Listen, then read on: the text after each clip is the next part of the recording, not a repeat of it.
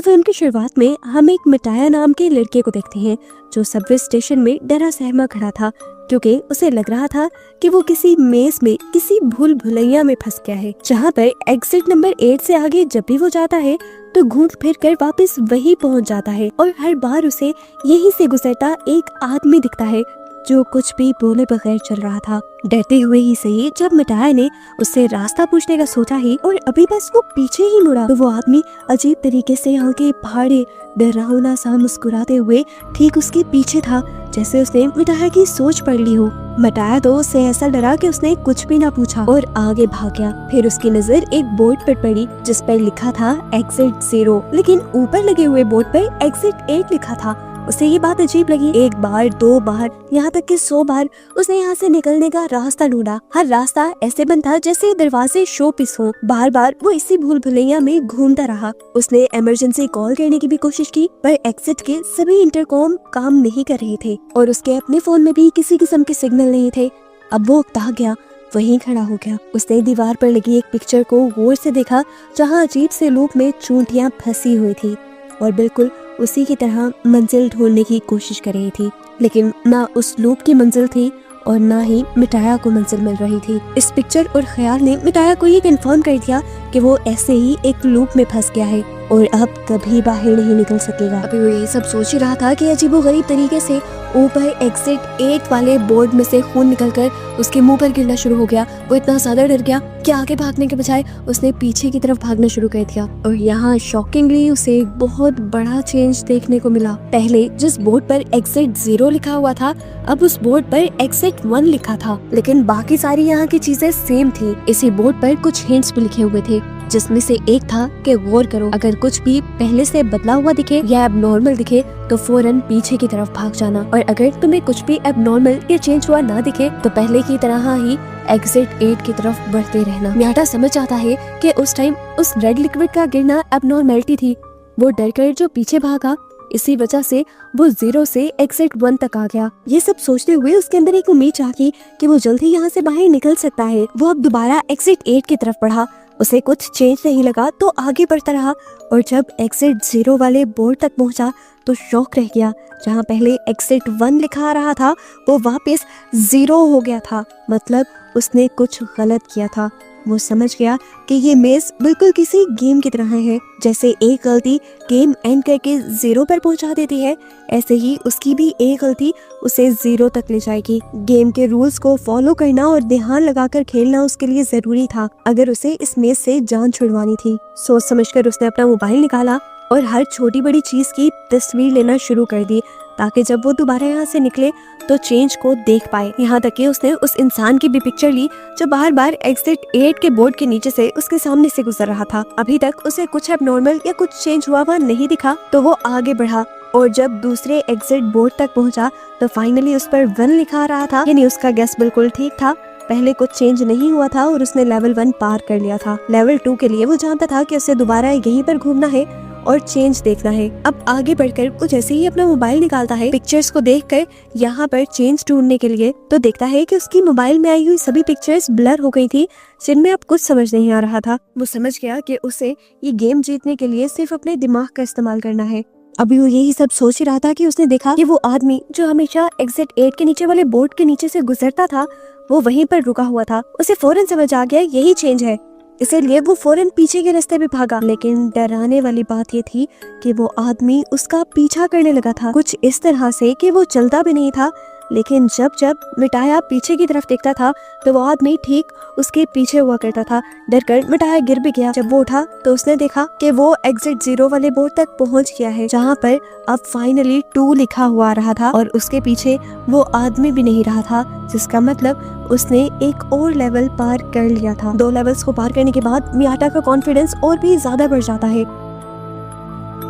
Confidently अब वो हर चीज को याद करने लग जाता है और चेंज ढूंढने लग जाता है। वो दोबारा उसी मेज के अंदर घूम ही रहा था कि उसे एक लॉकर के अंदर से एक बच्चे के रोने की आवाजें आई। डरते हुए उसने लॉकर खोला तो अंदर का सीन देखकर डर गया, जो सीन हमें नहीं दिखाया गया, लेकिन मिटाया तो डर कर पीछे की तरफ भाग गया था। इस तरह उसने अपना तीसरा लेवल भी पार कर लिया था। एग्जिट 0 वाले बोर्ड पर अब एग्जिट 3 लिखा आ रहा था। उसने सोचा बस 5 और लेवल्स रह गए हैं, जिसके बाद वो कॉरिडोर तक पहुंच जाएगा और इस बुरे ख्वाब से बाहर निकल जाएगा।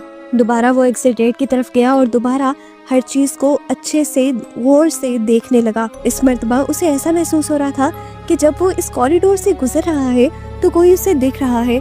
उसने पिक्चर्स पर गौर किया तो पिक्चर्स में मौजूद लोग आंखें घुमा घुमा कर उसे देख रहे थे। उसने इस चीज को एक्सपीरियंस किया और जल्दी से दोबारा पीछे की तरफ भागा और फाइनली एग्जिट बोर्ड 0 एग्जिट 4 के बोर्ड में चेंज हो गया, जिसका मतलब था कि उसने 4 लेवल पार कर लिए हैं। वो बहुत ज्यादा खुश था, उसने आधी गेम जीत ली थी। वो खुश होने के साथ साथ पैनिक ज्यादा हो रहा था, क्योंकि वो जानता था कि अगर उसने छोटी सी भी गलती कर दी तो वो वापस 0 पर चला जाएगा। दोबारा उसने एग्जिट 8 की तरफ चक्कर लगाना शुरू किया। अभी वो कॉरिडोर से गुजर ही रहा था कि उसका फोन बजा। उसने देखा कि उसकी गर्लफ्रेंड की कॉल आ रही थी। मिटाया को उसकी कॉल से बहुत अजीब फील होता है, क्योंकि कुछ दिन पहले ही तो उन दोनों ने एक दूसरे को छोड़ने का फैसला किया था। मिटाया ने कॉल उठाई तो मिटाया को पता चला कि वो डैड बनने वाला था। उस लड़की ने सारा फैसला मिटाया पर छोड़ दिया था। अगर मिटाया इस बच्चे को पैदा करना चाहता था तो वो लड़की मिटाया के पास आने के लिए भी दोबारा तैयार थी। ये बात सुनकर मिटाया का दिल अजीब होने लग जाता है। उसे कुछ दिन पहले का वाकया याद आता है, जब वो एक ट्रेन के अंदर था और एक बच्चा रो रहा था। उस रोते हुए बच्चे और उसकी मोम को एक आदमी ने डांट दिया था। वो उस बच्चे और उसकी मोम के लिए स्टैंड लेना चाहता था और उस आदमी को कुछ कहना चाहता था, लेकिन उसके अंदर इतनी भी हिम्मत नहीं हुई कि वो कुछ कह सके। अब वो अपने बेटे की एक पूरे बच्चे की जिम्मेदारी कैसे ले सकता था? वो कंफ्यूज होकर रह गया था। इसी टाइम पर उसने कॉल भी कट कर दी और कॉल कट होते ही वो एग्जिट बोर्ड जो पहले 4 पे आ गया था वो दोबारा से 0 पे हो गया। दरअसल उसने एक बहुत बड़ी गलती कर दी थी। वो पहले से ही जानता था कि मेज में कोई सिग्नल नहीं आ रहे और यहाँ पर उसकी गर्लफ्रेंड की कॉल आ जाना ही सबसे ज्यादा चेंज था और यही चेंज उसने मिस कर दिया और वो वापस एग्जिट बोर्ड तक नहीं आया। और अब जहाँ वो पहले आधे लेवल पार कर चुका था वो दोबारा 0 पर आ चुका था। उसे पूरी गेम दोबारा खेलनी थी। मियाटा इस चीज से इतना फ्रस्ट्रेटेड हो जाता है कि बैठकर जोर जोर से चिल्लाने लग जाता है। उसे इस मेज को पार तो करना था, लेकिन अब उसके अंदर कोई भी मोटिवेशन नहीं रही थी। मरे हुए कदमों के साथ वो आगे बढ़ता तो रहा, लेकिन उसे अब इस मेज के अंदर कोई डिफरेंट चीज नहीं दिखाई दी। कॉरिडोर का टर्न लेने के बाद उसे यहाँ पर एक बच्चा दिखाई दिया और वो फौरन बैक एग्जिट की तरफ भागा, लेकिन उसने देखा कि एग्जिट बोर्ड पर अभी भी 0 का ही नंबर शो हो रहा था, यानी वो बच्चा कोई भी चेंज नहीं था। पता चला कि वो बच्चा बिल्कुल मियाटा के ही तरह इस मेज में फंसा हुआ था और वो भी वहाँ से निकलने की ही कोशिश कर रहा था। मियाटा को यहाँ पर वो आदमी भी नजर आता है जो हमेशा से सूट बूट पहने उसके सामने से गुजरता है। इस पॉइंट पर मियाटा समझ जाता है कि वो आदमी भी इस मेज का हिस्सा नहीं था, बल्कि बिल्कुल मियाटा और इस बच्चे की ही तरह इस मेज में फंसा हुआ था और वो भी यहाँ से निकलने के ही रास्ते ढूंढ रहा था। हमें दिखाया गया कि सूट बूट पहना वो आदमी और ये बच्चा पहले एक टीम की तरह काम करते थे। उन्हें भी बार बार इस मेज में एक लड़की दिखाई देती थी जो उनकी तरह यहाँ से निकलने की कोशिश नहीं कर रही थी।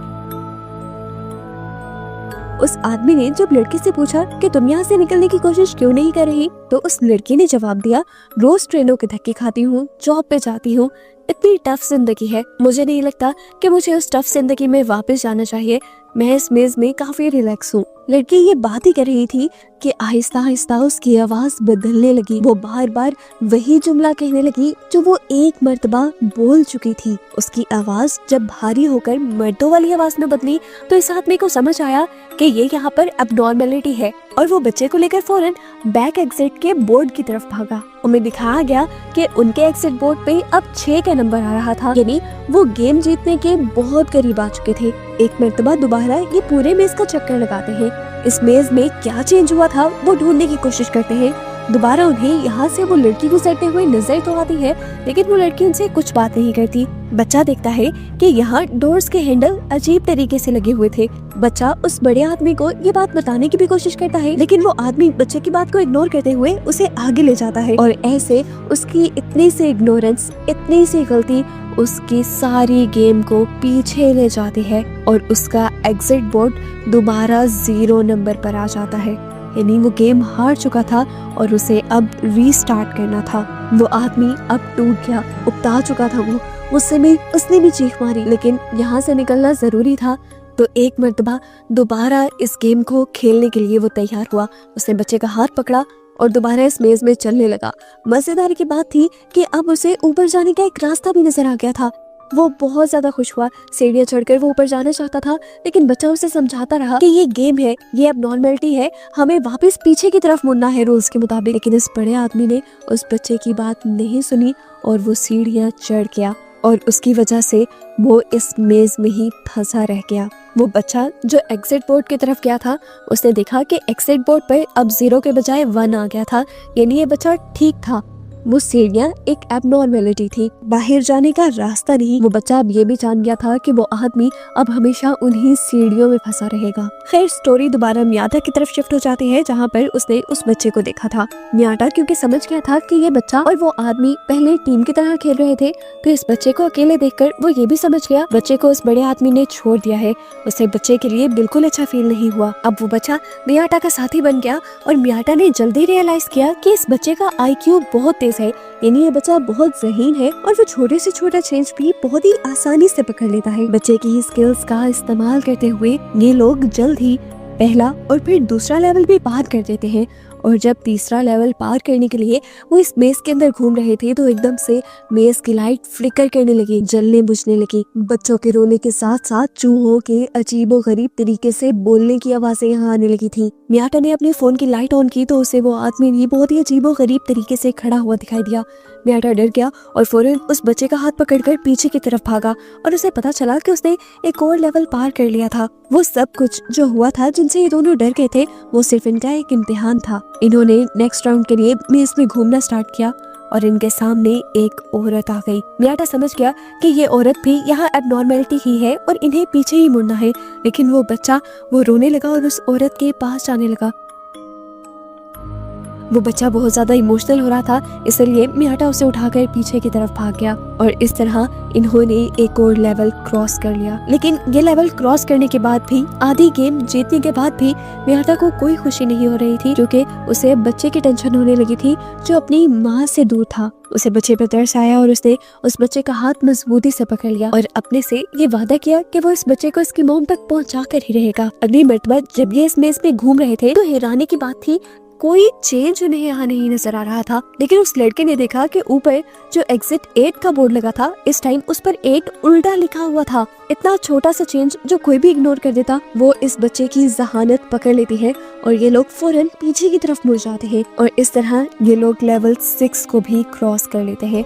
अब बस 2 लेवल रह गए थे। मियाटा जानता था कि उसके बाद वो इस मेज से आजाद हो जाएगा, अपनी दुनिया में वापस आ जाएगा। पर पता नहीं क्यों उसके अंदर की फीलिंग्स बहुत ही अजीब थी। वो मेज का जब दोबारा चक्कर काटने ही लगा, तो एकदम से पीछे से पानी का सैलाब आ गया। मियाटा फौरन इस बच्चे को लेकर वापस जाना चाहता था, लेकिन वो बच्चा गिर गया और सैलाब के अंदर आ गया। मियाटा खुद आगे नहीं बढ़ा, वो उस बच्चे को बचाने के लिए पानी के अंदर चला गया और पानी के अंदर जाते ही मियाटा की तो जैसे दुनिया ही बदल गई। उसे अजीबो गरीब सा वियन आने लगा और उसने अपने आप को बीच के पास देखा, जहाँ उसने देखा कि उसके साथ उसकी दोस्त थी और ये बच्चा जो इस टाइम उसके साथ मेज में था, वो उसकी फैमिली, उसके बेटे के तौर पर उसे नजर आ रहा था। यहाँ पर वो इस बच्चे के साथ बहुत एंजॉय कर रहा था और इस टाइम पर उसे एहसास हुआ कि बाप होना कोई बर्डन नहीं होता, बल्कि ये एक बहुत ही खूबसूरत एहसास और बहुत ही खूबसूरत रिश्ता है। इससे पहले कि वो कुछ और सोच पाता, उसकी बॉडी में बहुत शदीद दर्द होता है और वो रियलिटी में वापस आ जाता है। मियाटा खुद और वो बच्चा अभी तक पानी में फंसा हुआ था। मियाटा अपनी पूरी ताकत लगाता है, उस बच्चे को उठा लेता है और उस पानी से ऊपर रखने की कोशिश करता है। उसने बच्चे को एग्जिट 8 के बोर्ड के ऊपर लटका दिया था और खुद वो पानी के बहाव के साथ बहता हुआ चला गया। सीन कट हुआ और कुछ देर बाद का सीन दिखाया गया। वो छोटा बच्चा जब जागा तो उसने अपने आप को एक तबाह हुई जगह पर देखा। वो बच्चा वापस पीछे की तरफ मुड़ गया। हैरानी की बात थी, उस बच्चे को अभी भी सारे रास्ते और रूल्स याद थे और जब वो पीछे की तरफ मुड़ा तो अब एग्जिट बोर्ड पर 7 का नंबर नजर आ रहा था, यानी इन लोगों ने एक और लेवल पार कर लिया था। वो बच्चा जानता था कि अब बस आखिरी लेवल रह गया है जिसे उसे पार करना है, लेकिन अब उसके साथ मियाटा नहीं है। दूसरी तरफ हमें दिखाया गया कि मियाटा भी फाइनली फाइनल लेवल तक यानी लेवल 8 तक पहुंच गया था। वो हैरान हुआ, खुश नहीं। उसे समझ नहीं आई कि क्या ये उसकी जीत है या ट्रैप है। उसे अब आगे की सीढ़ियां साफ नजर आ रही थी और उन सीढ़ियों पर अब लोग भी चल रहे थे। वो कंफ्यूज था कि वो पीछे जाए या आगे चला जाए। कंफ्यूज होते हुए वो आगे बढ़ा और उसने अपने फोन से अपनी फ्रेंड को भी कॉल मिलाई। अब उसके फोन में सिग्नल्स भी आ गए थे, यानी उसे लग रहा था कि वो असल वर्ल्ड में आ चुका है। वो इस मेज से फाइनली आजाद हो गया है। उसकी फ्रेंड जब कॉल उठाती है तो म्याटा कहता है कि मैं इस रिस्पॉन्सिबिलिटी को लेने के लिए तैयार हूँ। म्याटा को रियलाइज हो गया था कि वो एक फादर बनने के लिए तैयार है। म्याटा अब मेट्रो के अंदर चला जाता है, लेकिन ये अजीब बात यह होती है कि म्याटा को इस मेट्रो के अंदर सारी चीजें ऐसी नजर आती हैं जैसे वो पहले इन सारी चीजों को देख चुका हो। कुछ ही देर में यहाँ पर एक बच्चा रोता है और एक आदमी उस बच्चे और उसकी माँ को डांटने लग जाता है। ये वही सीन है जो मूवी में पहले हम म्याटा की सोच में देख चुके हैं। म्याटा ने इधर उधर लोगों को देखा, वो सारे लोग अजीब थे, अपने फोन में बिजी थे और यहाँ म्याटा का दिल टूट गया। वो समझ गया कि इस मर्तबा भी वो गेम के ट्रैप में फंस गया था। उसने तो नंबर 6 के बाद नंबर 7 क्लियर किया ही नहीं था और ये सब भी एक ट्रैप था। वो एक लूप में फंस चुका था और उसने बहुत बड़ी गलती कर दी थी। एबनॉर्मलिटी देखकर वो एग्जिट बोर्ड की तरफ वापस नहीं गया बल्कि आगे बढ़ता रहा और इस तरह अब वो दोबारा उसी लूप में फंस गया है जिसमें से वो निकलना चाह रहा था। और बस उसी को दिखाते हुए ये मूवी इस मिस्ट्री के साथ यहाँ खत्म हो जाती है कि क्या म्याटा आजाद हुआ भी है या उसी मेज के अंदर फंसा रह गया है।